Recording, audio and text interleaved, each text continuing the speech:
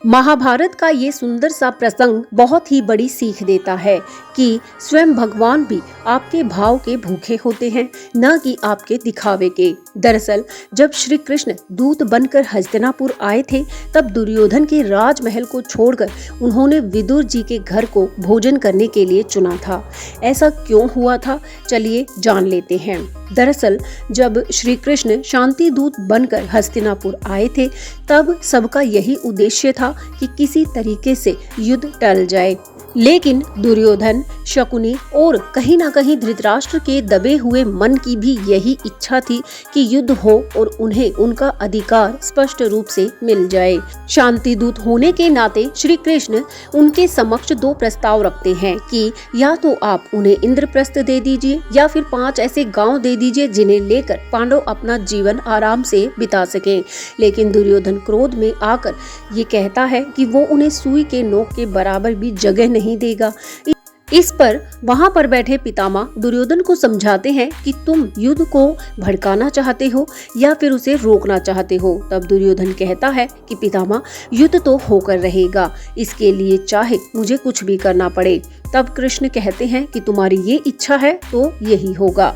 इसके बाद रात्रि के समय जब भोजन का समय होता है, तब दुर्योधन श्री कृष्ण को ये कहकर कि मैंने आपके लिए 56 भोग बनवाए हैं, उन्हें बहलाने की कोशिश करता है कि शायद युद्ध में उनसे कोई मदद मिल जाए। लेकिन श्री कृष्ण ठहरे भगवान, वो सबके मन की बात जान लेते हैं।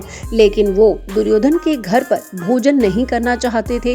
वो इसके बजाय विदुर जी के घर को भोजन के लिए चुनते हैं।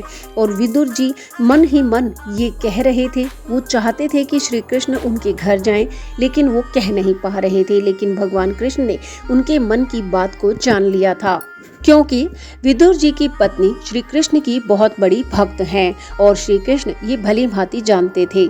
तब श्री कृष्ण विदुर जी के साथ उनके घर चले जाते हैं और घर पर जाने के बाद विदुर जी की पत्नी श्री कृष्ण को उनके छोटे से घर में देखकर इतनी अभिभूत हो गई थी कि भगवान को केले छील कर देते समय केला फेंक देती हैं और छिलका भगवान को देने लगती हैं। और भगवान कृष्ण भी बहुत ही प्रेम से उन छिलकों को खाने लगते हैं। तब विदुर जी ये देखकर कहते हैं कि अरे भाग्यवान, तुम ये क्या अनर्थ कर रही हो। तब विदुर जी भगवान कृष्ण के पैरों में पड़ने लगते हैं।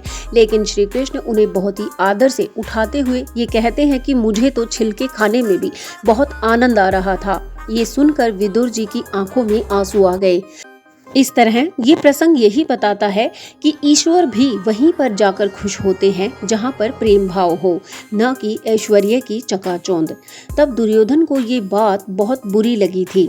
अगले दिन सभा में उसने जानबूझकर कृष्ण का अपमान किया और अपने क्रोध को शांत किया। लेकिन श्री कृष्ण ने अपने विराट रूप के दर्शन से सबका मुंह बंद कर दिया था। ये प्रसंग बहुत ही सुंदर सीख देता है कि आपको ज्यादा दिखावे में नहीं पड़ना चाहिए। भगवान आपके भाव देखकर आपके मन की सच्चाई जान लेते हैं।